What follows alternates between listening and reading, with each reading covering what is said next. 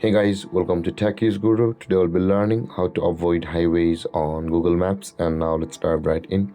Now to avoid highways on Google Maps, first open up your Google Maps application on your phone. And when this interface appears at the top right corner of the screen, you can see there is a profile picture icon available for us over here. Tap on your profile picture icon at the top right corner of the screen. And over here again, tap on the settings over here, which is at the bottom of the list, and scroll down at the bottom again from over here, and you'll be able to find the navigation settings option over here. Tap on navigation settings and again scroll down a little bit until you can find the route options over here. Now in order to avoid highways on your Google Maps, make sure the middle option where it says the avoid highways over here, the toggle icon is turned on for that.